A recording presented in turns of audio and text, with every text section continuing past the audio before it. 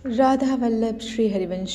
मैं ब्रज आशा लता जू और मेरे इस चैनल में आप सभी लोगों का फिर से हार्दिक स्वागत है। तो आज की स्पीच, हमारी पराधीनता कैसे मिटे, प्रश्नकर्ता में क्या कमी है जो उत्तर का लाभ नहीं ले पाता।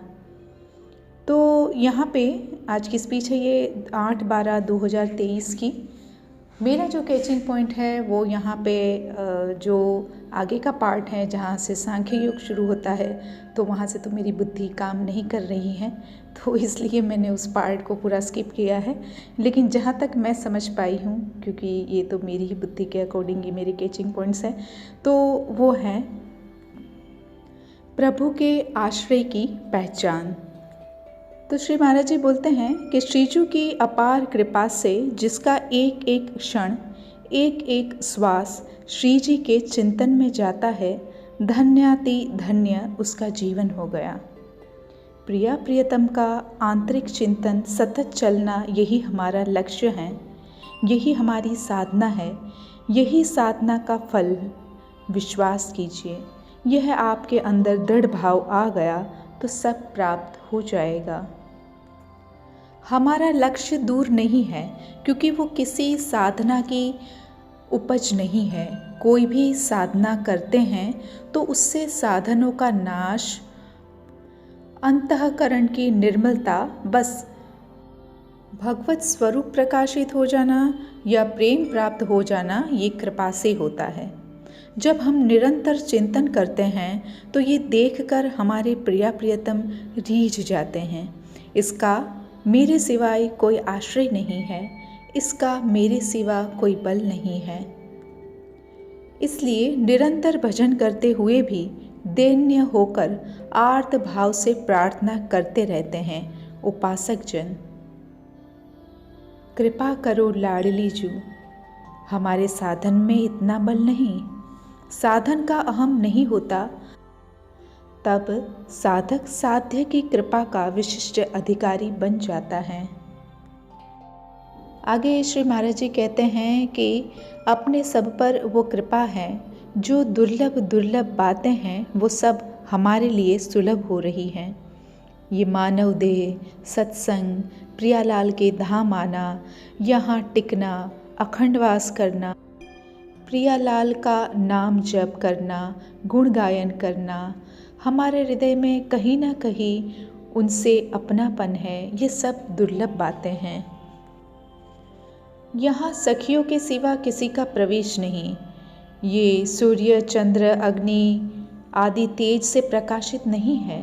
लाडली लाल के प्रेम में पगी हुई अनंत शक्तियों की स्वामिनी सखियाँ यही विविध रूप धारण करके प्रियालाल को सुख पहुँचा रही हैं। अभी हमारी दृष्टि ठीक नहीं है तो हम नहीं देख पा रहे हैं।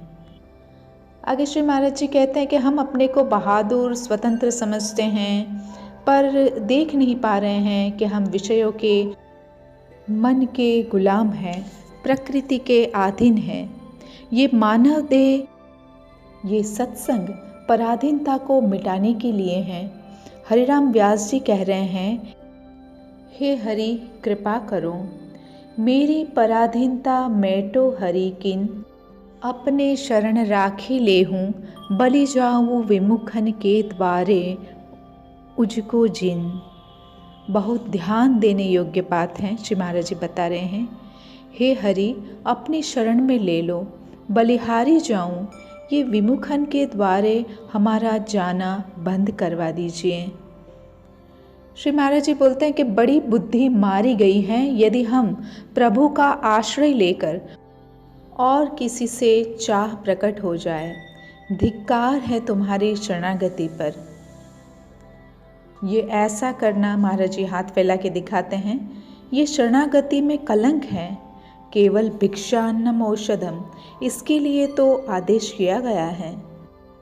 क्या होता है, हम ज़बान से तो कह देते हैं कि शरणागत हैं, पर हृदय से नहीं होते, नहीं तो सच्ची कहते हैं।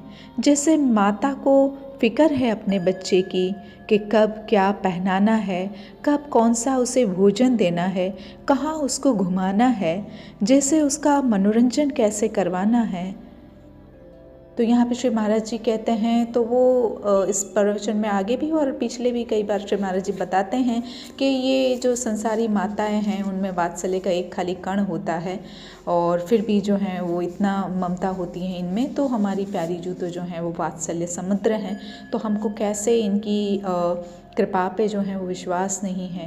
तो यहाँ पे ये समझाना चाह रहे हैं श्री महाराज जी। तो आगे बता रहे हैं, किसी लिए भी हाथ नहीं फैलाना। एक महात्मा मुद्गल नाम के ऋषि खेत में जो दाने, किसान ने जब अपना सारा का सारा अनाज उठा लिया, उसके बाद जो गिर जाते हैं उस दाने को इकट्ठा करके अपना गुजारा चलाते थे। सिलौंच वृत्ति बताई उसको श्री महाराज जी ने। तो एक बार ऐसे ही 2-2.5 किलो सतवा उन्होंने इकट्ठा कर पाए, और फिर वहाँ पे भगवान पाने के लिए आ गए भिक्षुक बन के, और फिर भगवान जो है वो सारा का सारा पा लिए। तो यहाँ पे भी एक इम्पोर्टेंट पॉइंट महाराज जी हमको बता रहे हैं कि यदि आप कुटिया बनाए हैं, तो यदि आपके पास अन्न आपने एकत्रित किया है, तो आए हुए अतिथि का स्वागत नहीं करेंगे तो आपका तप पुण्य नष्ट हो जाएगा। ये शास्त्रोक्त सिद्धांत है। यदि आप भिक्षुक हैं, एक पेड़ के नीचे रह रहे हैं, तब आप पर अतिथि का अधिकार नहीं है। यदि आप एक झोपड़ी भी बनाए हैं और जल भी रखे हैं, तो अतिथि का अधिकार बनता है, अगर अतिथि आ जाए तो आसन दे के, हाथ जोड़ के उनको आसन देकर और उनको जल पूछना चाहिए। तो कहने का तात्पर्य कि जितना हमारा सामर्थ्य है हम उस हिसाब से अतिथि का जो है वो सम्मान करेंगे, उनकी भूख प्यास मिटाएंगे। तो वो 2-2.5 किलो सतुआ जो है वो पा गए सारा का सारा भगवान, और वहाँ पे जो कण गिर गए थे उधर नेवला जो है वो थोड़ा सा रेंगता है, तो उसके वो आधा सोने का बन जाता है। तो फिर उस मुद्गल मुनि के सतुए के बराबर ये जो 5 पांडव वगैरह जो हैं वो यज्ञ कर रहे थे, राजसूय यज्ञ, ये उसके बढ़कर नहीं है, वो नेवला बार बार कहने लग गया। इतने बड़े महान ऋषि। तो श्री महाराज जी कहते हैं, यदि आप धर्म से कमा रहे हो, 1 रुपये का आप धर्म कर दिए, तो 1 अरब का भी कोई धनी दान करके वो आपके 1 रुपये की समानता नहीं कर सकता है। जैसे महाराज जी इस चीज़ के ऊपर थोड़ा सा प्रकाश डालें कि कोई जो है वो धर्म के लिए चंदा करते हैं तो उसको महाराज जी गलत कहते हैं। यहाँ पे महाराज जी बोल रहे हैं कि अगर 4 लोग सामने से सहयोग करें तो बात अलग है, पर हम किसी से चंदा मांगे ये गलत है। श्री महाराज जी कहते हैं कि धर्म आपके पास जो है उसी से पूर्णता हो जाएगी। उड़िया बाबा के वचन है, ऐसे हाथ फैलाना, यानी कि जैसे हाथ पसार के महाराज जी दिखा रहे हैं, जैसे हम किसी से कुछ मांगते हैं तो कभी नहीं करना चाहिए। श्री, कीर्ति, बुद्धि, ह्री, ये सब नष्ट हो जाता है जो ऐसा करता है, यानी कि जो किसी के आगे हाथ फैलाता है। जो वैराग्य के मार्ग में है, केवल भिक्षा अन्न लें, जो मिला रूखा सूखा उसी से गुजारा करना। अगर मांगना नहीं मिटा हम वैरागियों को, तो क्या हम भिखारी हैं? अरे हम प्रेम भिक्षुक हैं, भगवत प्रेम प्राप्त करने के लिए निकले हैं, विषय के धन के भिक्षुक हैं क्या? जो हरि आश्रित हैं उसे विश्वास रहता है, अगर अपने शरीर पोषण की भी अभी चिंता है तो अभी दासत्व नहीं पुष्ट हुआ। किसी भी तरह की किसी अन्य आश्रय की वृत्ति है तो अभी दासत्व नहीं पुष्ट हुआ। दासत्व पुष्ट हो गया तो बकाया क्या रह गया? योग क्षेमम वहाम्यहम, स्वयं स्वामी देखते हैं फिर बाकी का सब कुछ। सिंह का बालक कभी घास नहीं चरता, चाहे मर जाए वो।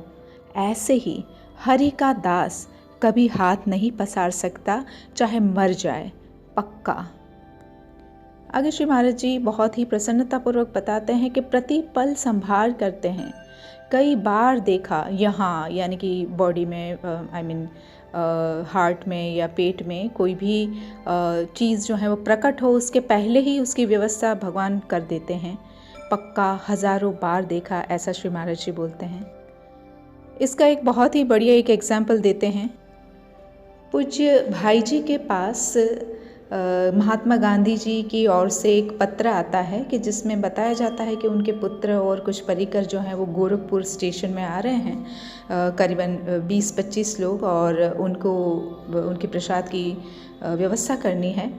तो भाई जी जो हैं वो पहले थोड़ा सा मतलब क्या कैसे सोचने गए, लेकिन तुरंत ही फिर उन्होंने अपने मन को समझा दिया कि ये जिसने भेजा है पत्र वही देखेगा। तो भाई जी ने पत्र बगल में रख दिया और किसी से कोई भी बात नहीं की कि अब जिसने पत्र भेजा है वही व्यवस्था करेंगे, पूरे विश्वास के साथ। और जब ये पत्र भाई जी के पास में आता है तब वो लोगों के आने का बस 1 ही घंटा बचा हुआ होता है, तो ज़्यादा समय भी नहीं है सारी व्यवस्था करने के लिए।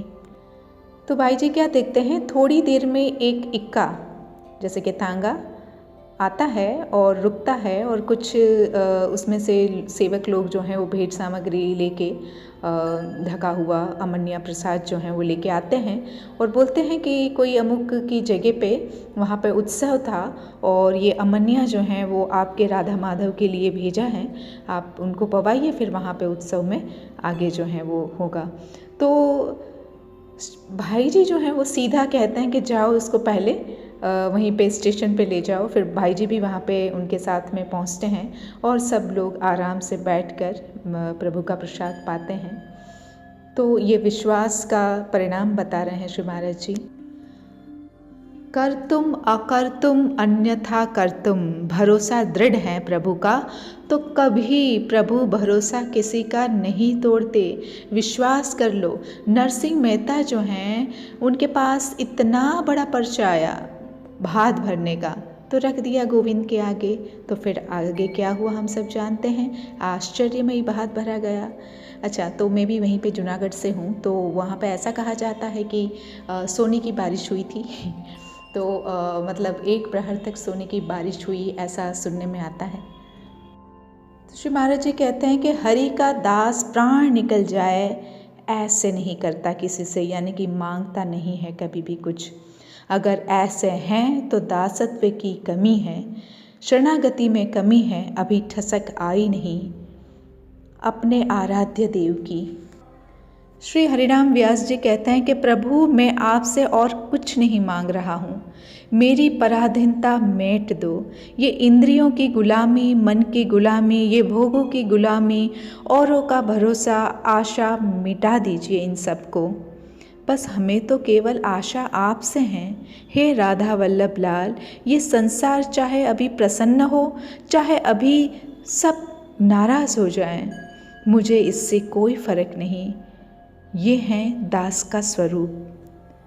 तो आगे यहाँ पे श्री भगवान अर्जुन से सांख्य योग का वर्णन करते हैं, तो वो वहाँ पे मेरी खोपड़ी तो नहीं लगती हैं, तो मैंने उसको स्किप कर दिया है।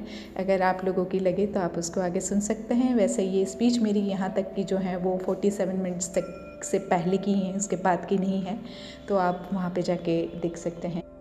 तो आज के लिए इतना ही, कल मिलते हैं फिर एक नई स्पीच के साथ और नए पॉइंट्स के साथ। तब तक के लिए thank you so much. Radha Vallabh, Shri Harivansh.